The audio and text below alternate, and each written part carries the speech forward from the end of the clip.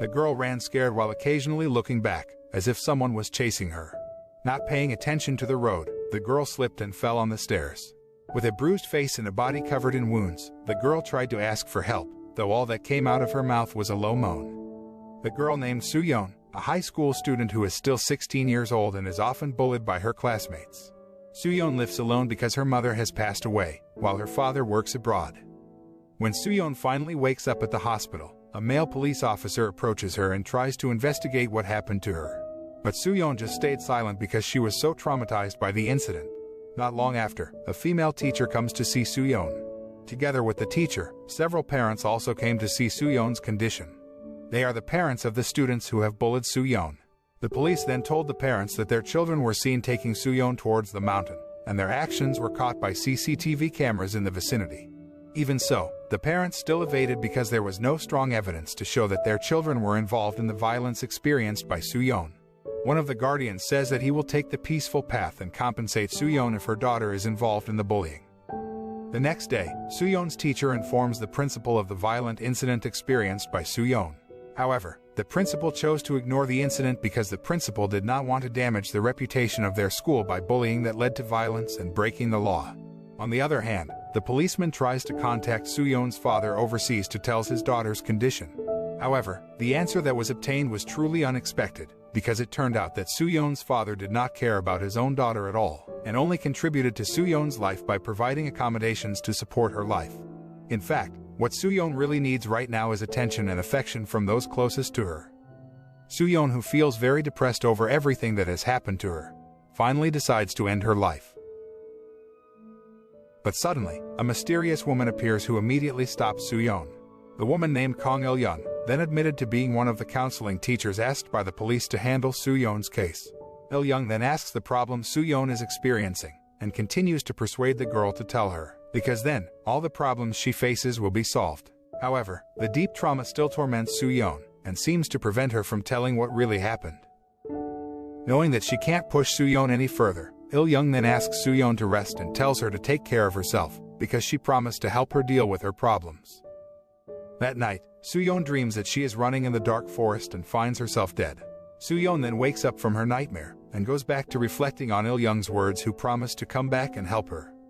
The next day, a girl named Joo-jin visits Soo-yeon at the hospital. Joo-jin is one of the students who bullied Soo-yeon, causing the girl to be severely traumatized and hospitalized. Soo-yeon just stays silent and looks down in fear when Joo-jin arrives and gives her a new school uniform. Soo-yeon knows full well that Joo-jin didn't come here to apologize to her. Sure enough, Joo-jin then threatens Soo-yeon not to report the incident that night to the police.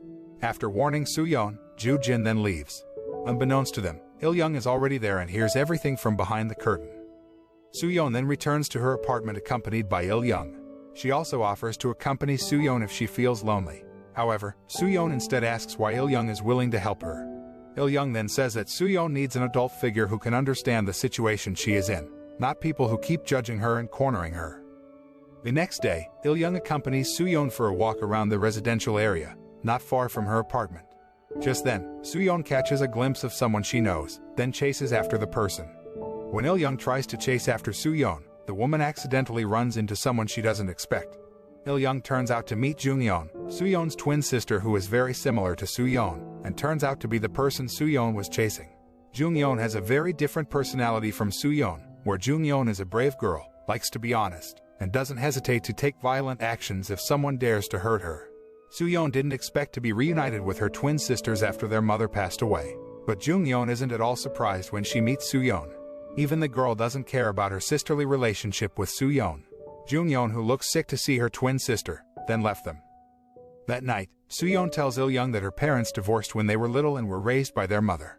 After they were 4 years old, Soo-yeon's mother then handed Soo-yeon to Soo-yeon's father, and since then, Soo-yeon never saw Jung-yeon again.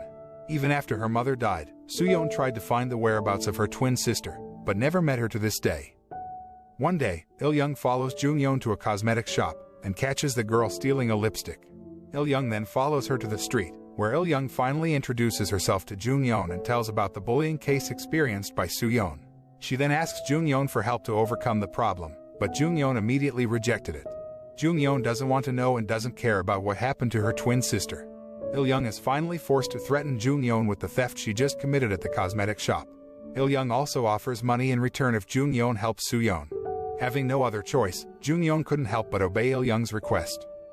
That night, Jun-yeon visits Soo-yeon's apartment, where Il-young asks Jun-yeon to stay temporarily with Soo-yeon while they carry out a plan to deal with Soo-yeon's bullying problem. Il-young hatches a plan to put Jun-yeon in Soo-yeon's shoes, where Jun-yeon will disguise herself as Soo-yeon and return to school. However, Jun-yeon rejects the plan because she doesn't want to play the role of her weak twin sister.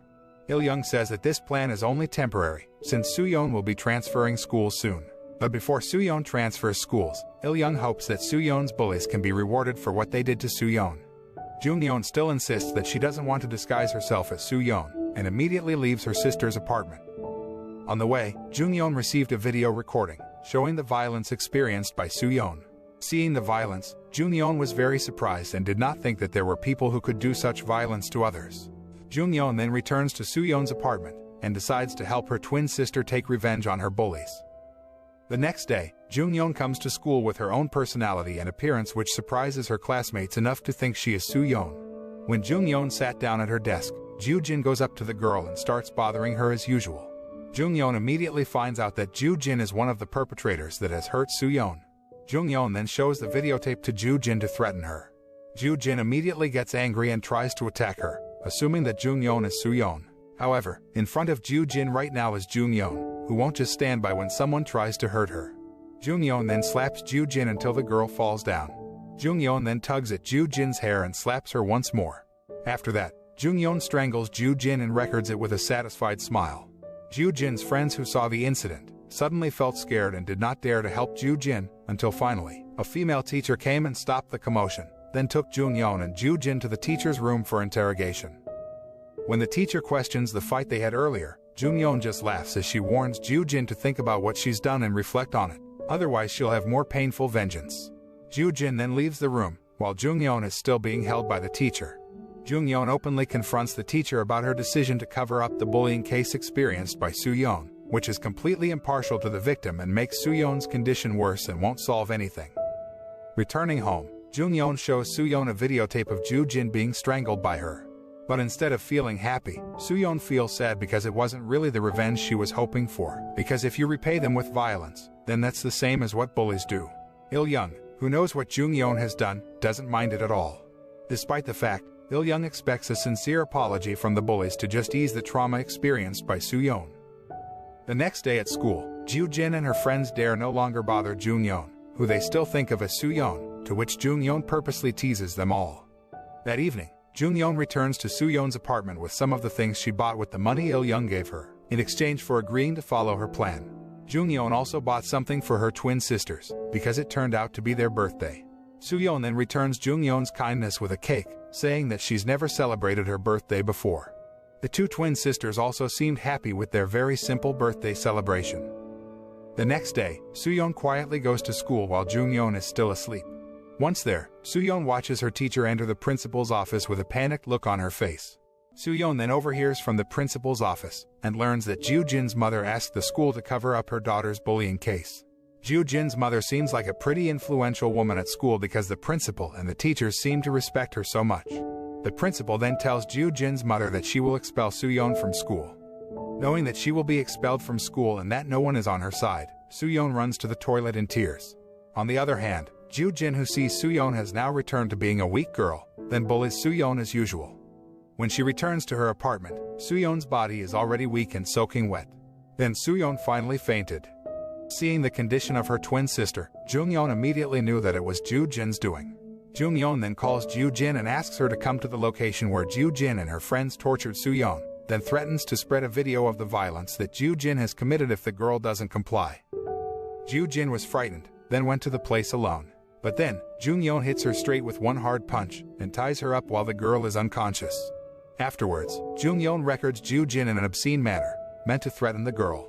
Jun-yeon also threatens to splash Joo-jin in the face with hard water to make Joo-jin reflect on all the things she's done to Soo-yeon so far. Jun-yeon then allows Joo-jin to run as far as she can, and she'll chase after her a few minutes later. If Joo-jin manages to escape from her, then Jun-yeon promises to delete the obscene video. Ju-jin runs in fear and falls in the same way Soo-yeon did when she slipped and fell while trying to escape from Ju-jin and her friends. However, suddenly, Soo-yeon appears and asks Jung-yeon to stop her actions, because this is not the way she expected to repay Ju-jin's actions. Soo-yeon immediately untied Ju-jin, but Jung-yeon immediately stopped her. Not long after, Il-young arrives and asks Jung-yeon to stop what she's been doing. Il-young then calls the police and reports about the accident that happened there without Soo-yeon and Jung-yeon involved. Moments later, the police managed to find Ju-jin, who was lying unconscious, and immediately took the girl to the hospital. Ju-jin's mother, who thinks that Soo-yeon is the perpetrator of the violence experienced by her daughter, then reports the girl to the police station. But then, the police were confused because the Soo-yeon they arrested had a very different personality from the Soo-yeon they had previously met as a victim of violence committed by Ju-jin and her friends. While the police are interrogating Jung-yeon in a room, Il-young then enters the room, but strangely, neither of them notices the woman's presence there. All eyes are on Jung-yeon, and since there is no evidence, Jung-yeon is finally released. When Jung-yeon leaves, Il-young's figure also leaves and never comes back. On her way home, Jung-yeon is confronted by Ju-jin's mother, who tries to attack her. The police immediately intervened. Ju-jin's mother then asks why Jung-yeon hurt her daughter, but Jung-yeon evades by saying that she was just taking Ju-jin somewhere and the girl suddenly fell. Jung-yeon then reveals her disguise and says that she is Jung-yeon, Soo-yeon's twin sister, while the real Soo-yeon is currently at home and still experiencing trauma from the bullying she experienced. Jung-yeon then says that she will kill all the bullies who have hurt her twin sister, and when they ask who sent her, Jung-yeon reveals that the counseling teacher had planned it all. The police are even more confused about what really happened, and can't get any information about Il-young, the counseling teacher Jung-yeon mentioned. When the police come to Soo-yeon's apartment, they find no one there. On the other hand, Ju-jin finally wakes up and starts babbling incoherently. The girl raves, saying that Soo-yeon spoke to herself when attacking her. Hearing Ju-jin's testimony, the police finally realize that Soo-yeon has a split personality, where in fact, Jung-yeon and Il-young are Soo-yeon herself. After Soo-yeon experiences torture that night, she experiences severe trauma that causes her to hallucinate finding a counseling teacher and having a twin sister. In reality, there were never Il-young and Jung-yeon, and there was only Soo-yeon. Soo-yeon hopes to have a brave attitude and be able to face the people who always bullied her, so she creates Jung-yeon inside of her. Soo-yeon also hopes to have an adult who understands all her problems and is willing to help her, so she creates Il-young as well. Soo-yeon goes and solves the problem herself after getting her revenge on Ju-jin that night. Moments later, it appears Soo-yeon is about to go somewhere, where she is escorted by Il-young, who is smiling at her side, and of course only in her own imagination. Before leaving, Soo-yeon expresses her desire to be a good counseling teacher, just like Il-young. However, the actual reality is very different, where in reality, Soo-yeon had died, not long after she was crying for help. All the events in this film are really just Soo-yeon's imagination at the end of her life, before the girl breathed her last. A film about bullying that once again pierces the conscience of many people, where cases of bullying in schools can lead to torture and death, and those in authority choose to turn a blind eye because it will affect their power or reputation. Maybe a little bit of attention that we give to the victims of bullying will mean so much to them, even if it only relieves the trauma and becomes a reason to persevere once again.